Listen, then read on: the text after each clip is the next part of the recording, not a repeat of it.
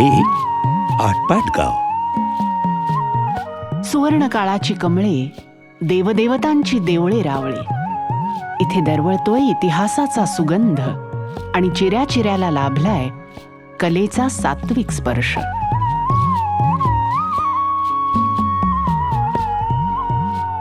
सह्याद्रीच्या कुशीत कृष्णामाईच्या काठी पुराणकाळी वसलेल्या ह्या आटपाट गावानं जपल्या आहेत वैभवाच्या जरतारी खाणाखुणा. देवळांची शिखरं, प्रशस्त वास्तू, कोरीव शिल्प, सुबक चित्र गातायत संपन्नतेची गाणी. जिथे कोरली शिल्पचित्रात गाणी, जिथे नांदली वेद समृद्ध वाणी, जिथे प्राचीनाची अजून नवनाई, वाई अशी आमुची आधुनिक वाई. साताऱ्याच्या जवळ महाबळेश्वरच्या रस्त्यावर, तरीही शहरी गजबजाटाचा लवलेश नसलेली वाई. पुराणकाळी पांडवांनी विराट राजाच्या वैराट नगरीत वास्तव्य केलं. ती वैराट नगरी म्हणजेच वाई.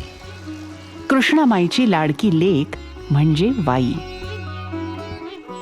छत्रपती शिवाजी महाराजांनी अफजल खानाला जिच्या परिसरात धूळ चारली ती वाई. पेशव्यांनी जिचं कोड कौतुक केलं ती ही वाई.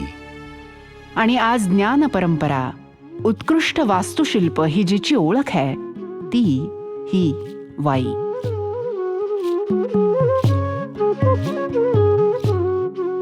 हे वाईचं ग्रामदैवत धुंडी विनायक मंदिर.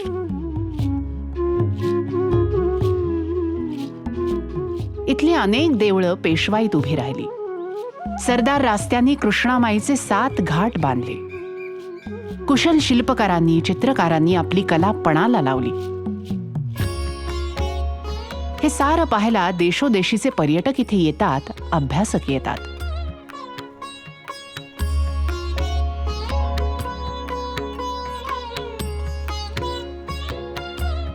हे काशी विश्वेश्वराचं प्रशस्त मंदिर म्हणजे वाईचं भूषण. रुंद तटबंदी, भव्य दगडी सभामंडप, त्या शेजारची दीपमाळ आणि कळसाच्या कोनाड्यातल्या चुनी गच्चीच्या मूर्ती पेशवाईतल्या संपन्नतेची आठवण करून देतात.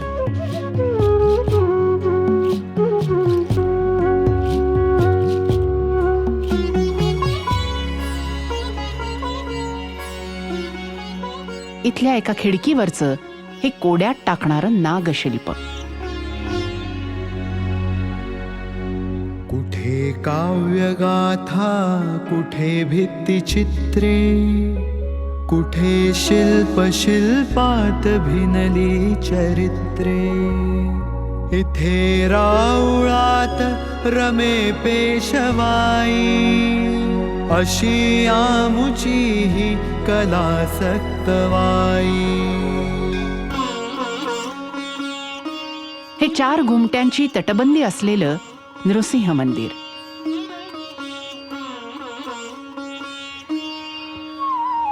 हिरण्यकश्यपूचा वध करताना कोपलेल्या नृसिंहाची स्मार्त मुद्रा आणि त्याच्याच पाठीमागे त्याच नृसिंहाची शांत भागवत मुद्रा. धौम्य ऋषींच्या समाधीवर उभं असलेलं हे सिद्धेश्वर मंदिर. थोरल्या माधवरावांच्या प्रकृतीला आराम पडावा म्हणून इथे अनुष्ठान ठेवलं होतं असा उल्लेख आढळतो.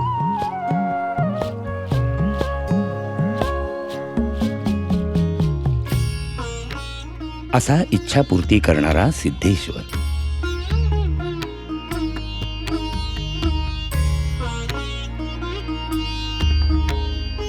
नंदीच्या स्वारीला पाठीवर घेऊन हे कासव पाण्यावर अलगद तरंगतंय असा भास होतो. सहसा कुठेही न आढळणारी अशी ही पार्वतीची मूर्ती. हिच्या पायाशी एका बाजूला आहे गणपती आणि दुसऱ्या बाजूला कार्तिकेय.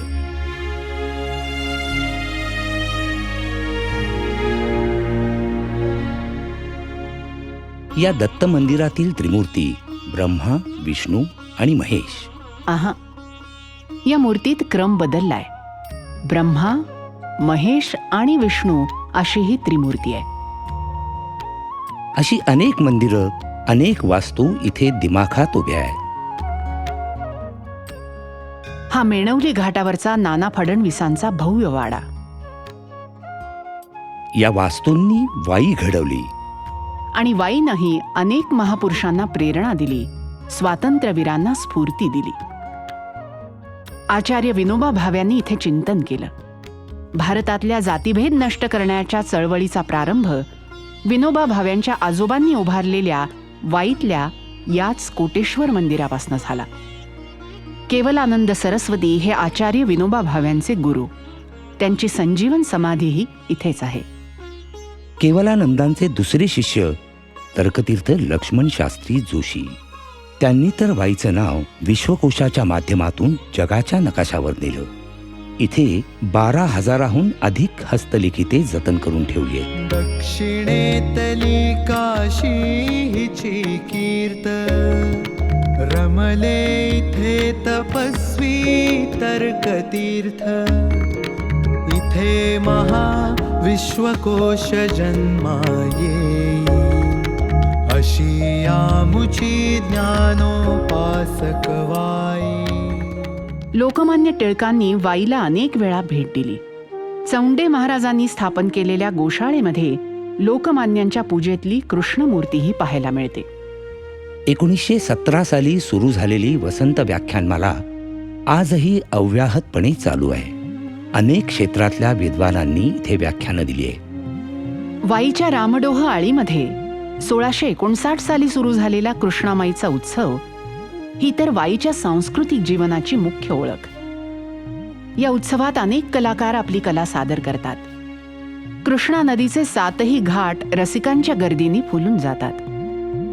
वसे 7 घाटावरी माई कृष्णा, कथा काव्य संगीत हरे मन तृष्णा.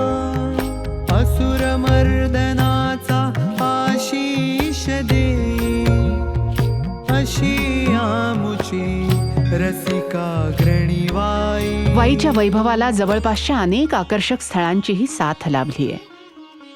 पलीकडेच जवळपास महाबळेश्वर इतक्याच उंच अशा डोंगरावर वसलेली ही मांढर देवी. आणि हा पांडवगड, ट्रेकिंग आणि रॉक क्लाइम्बिंगसाठी लोकप्रिय ठिकाण.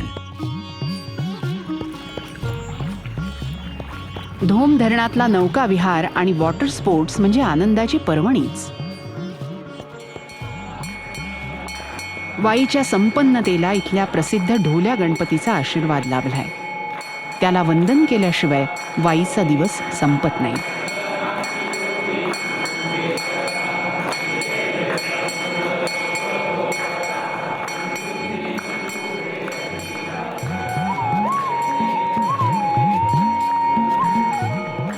आधुनिकतेच्या रेट्यातही संस्कृती जपलेलं आणि जगलेलं गाव वाई.